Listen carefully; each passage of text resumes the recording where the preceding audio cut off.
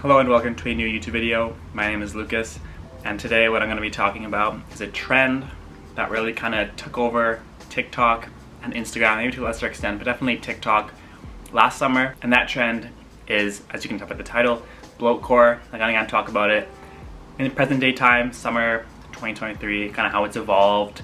Is it still as prevalent as it was last summer? And kind of my thoughts on it looking back a year later. So if you're watching this video, I assume you know what bloke core is, but if you're not familiar with it, I'm gonna just kind of do a little brief, very basic overview of it. Now, this term was coined last year from Brandon Huntley. He basically started doing the TikTok videos about it. If you don't follow him on TikTok and Instagram, go do it. Shout out to him. But anyways, what it is essentially is you wear a soccer jersey. Could be vintage, could be more present day. Personally, I prefer the more vintage ones. I just think they're more aesthetically pleasing.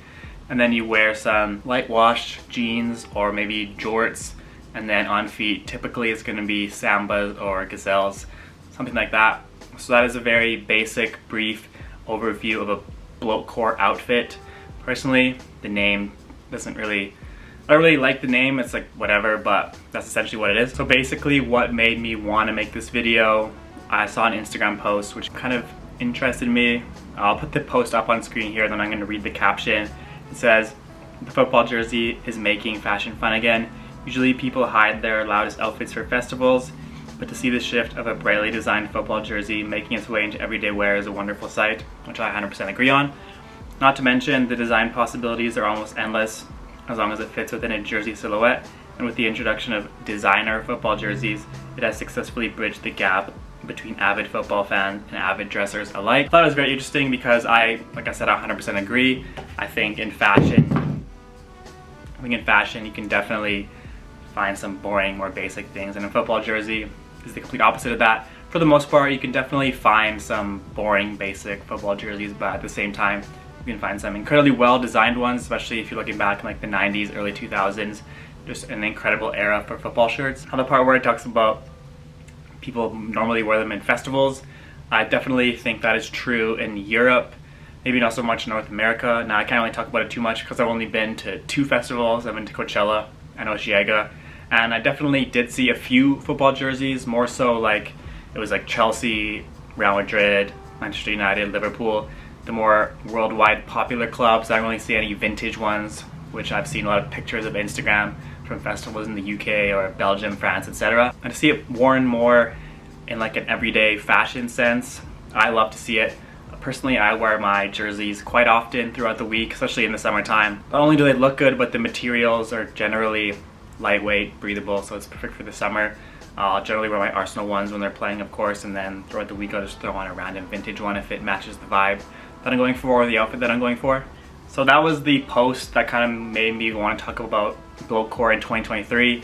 And I think while there are still people that say, well, you can't wear the jersey unless you watch football, unless you played football, unless you're a fan of the club, you definitely still get that this year. I think it comes with anything. You're going to get people that say, well, you can't wear Arc'teryx if you don't hike, you can't wear Salomon if you don't hike, etc.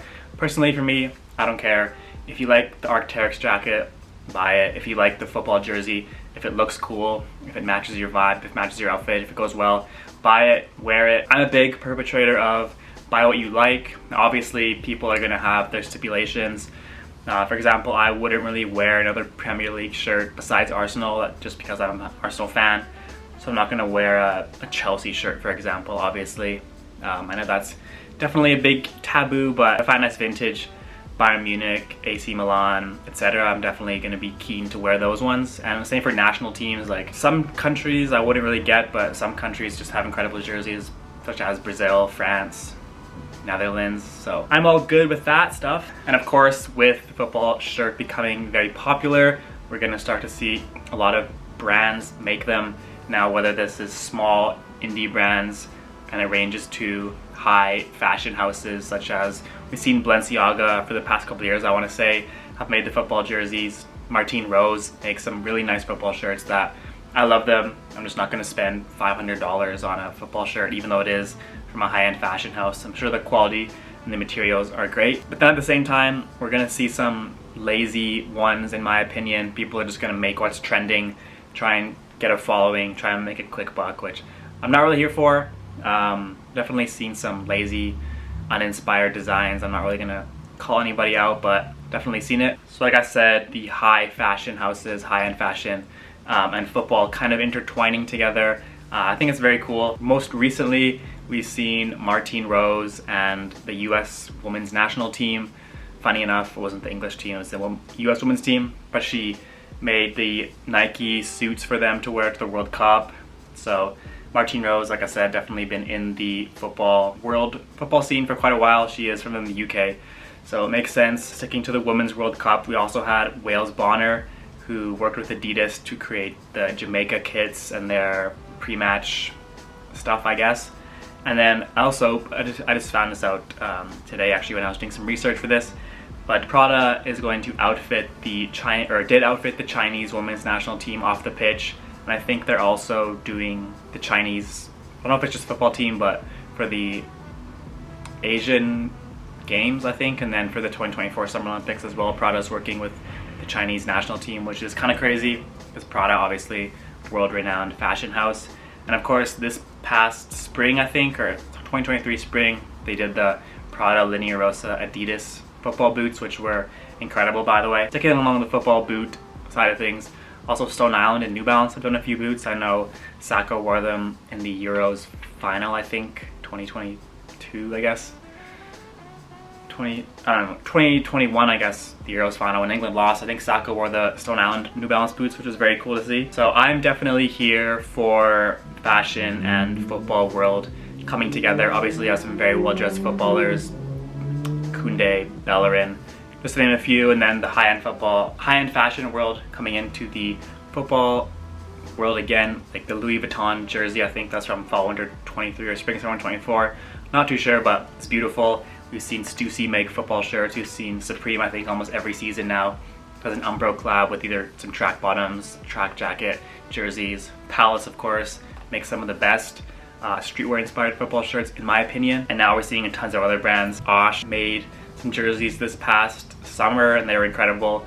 It looks amazing. I wasn't able to get my hands on one. It looks incredible. And then Rice 910 is a Japanese brand that I just recently discovered, and they make these beautiful knit jerseys. I'm going to put up on screen here, but they have like an AC Milan inspired one. Just looks incredible. The prices are a little bit high, but I guess you're going to pay for the quality, and the knit looks amazing. I would love to get my hands on one. Art Antwerp, which is a Belgian brand. They've made some football shirts in the past. I think last year or 2 years ago they partnered with Anderlecht and made a nice little kit for them as well, which is incredible. It's a very interesting time for football in fashion. Also, Crystal Palace, a club in the Premier League, hired a creative director, which I thought was very cool. I want to say, and there's an NBA team that has a creative director as well. I could be wrong. I'll definitely look into that, but I feel like I've heard that before. But Crystal Palace hired a creative director, so I feel like they're gonna try and pump out some cool things in the future. So that basically wraps up what I wanted to talk about regarding to bloke in 2023. Personally, like I said, I love it. While I do think it's here to stay, I don't think it's gonna be as big of a scale as it was last summer. I think it kind of seen it die off a little bit.